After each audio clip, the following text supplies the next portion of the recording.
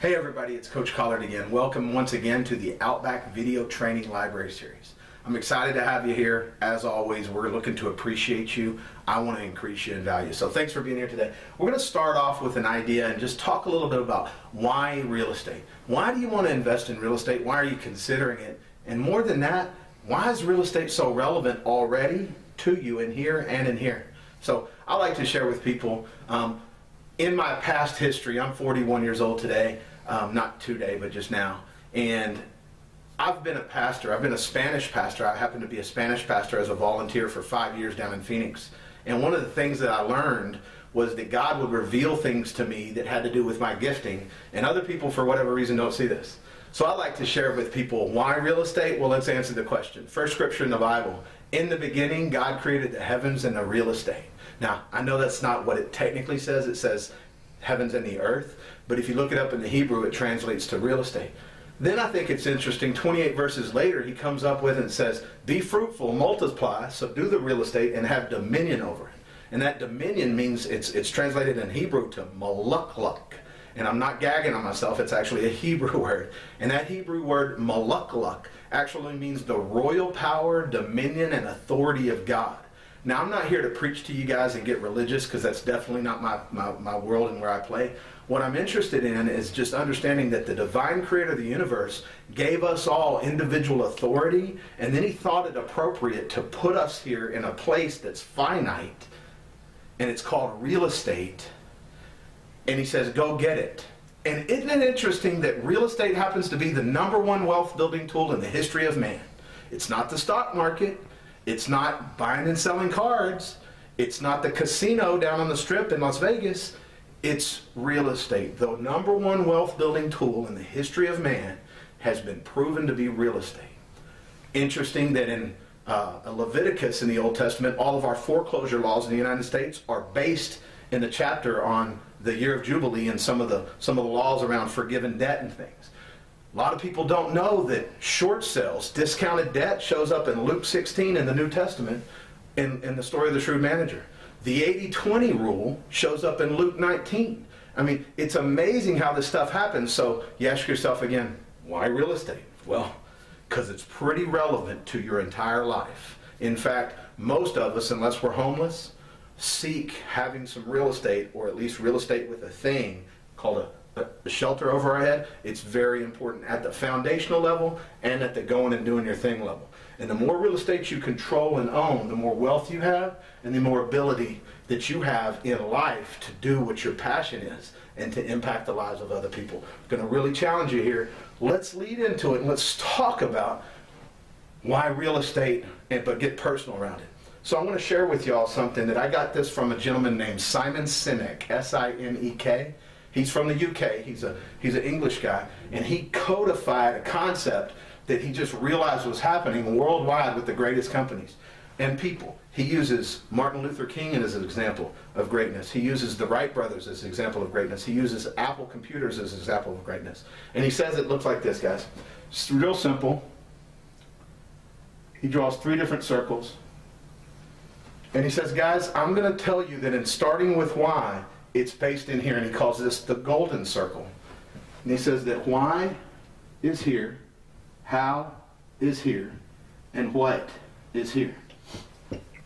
And he says, guys, I'm going to challenge you that everybody in the world, every company in the world, every person that has a mission knows what they do for a business or what they exist for.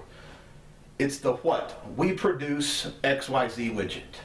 How we produce that is we do it this way. We've got this proprietary process or this unique selling proposition.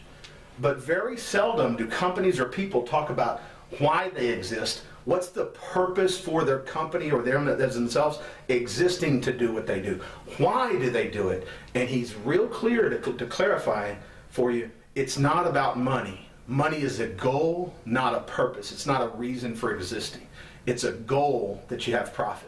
So he talks about it. He says everybody says what, how, and why. He says, but the inspired, game-changing companies like Apple Computers, the Wright brothers, Martin Luther King, he says they go from inside to out. They start with why, and then they get to what. So he uses the example of Apple, and he says,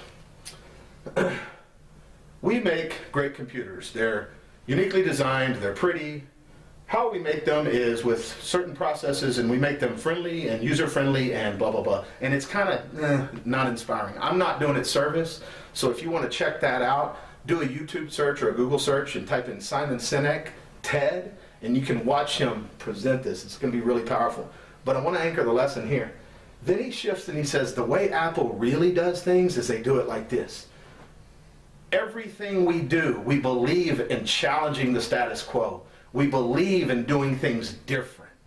That's why they exist. They wanted to be different.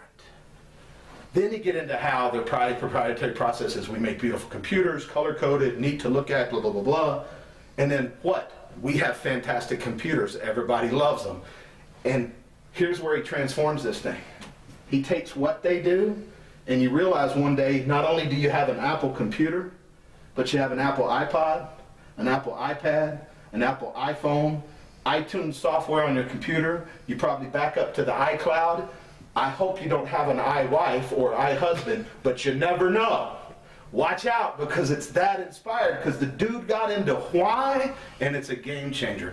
I really want to anchor that for you. It's so important that if you don't know why real estate, and you don't start with your own why, you're going to be out there floundering. Guys, when tough things happen, when it gets hard, you're going to quit. I've seen it. I've done it. It happened to me. In fact, I'm going to challenge this, guys. I got a hold of the red book. I think I've shared it with you before. The Millionaire Real Estate Agent book. This is not a real estate book. This is a business book. This is from Gary Keller. I encourage you to read it. In here is a thing called an MVVBP. And I know that sounds weird, but it's a mission statement, a vision statement, a value statement, a perspective statement, and a belief statement. I switched the last two letters there.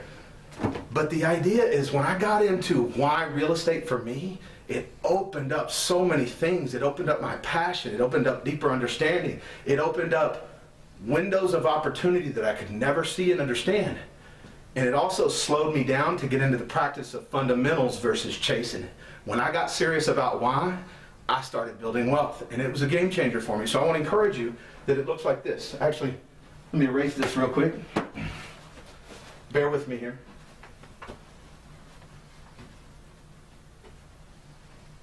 I know y'all didn't hear all that, so it's going to be MVVBP.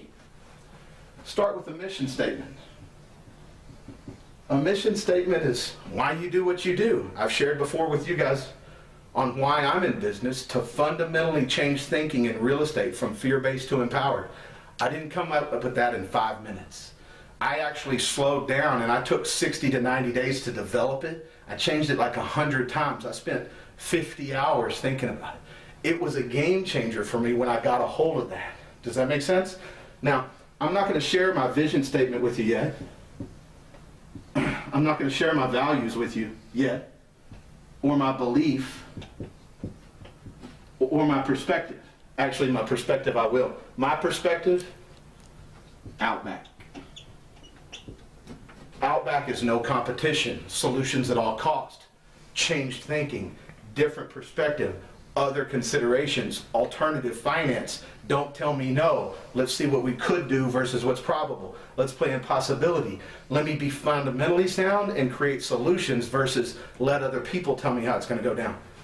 We're going to work through this over time, but I wanted to expose y'all to it today. Your mission, your vision, your values, your belief, and your perspective are important. Those are the things that light your fire when the going gets tough, and it'll keep you wired to build wealth long term.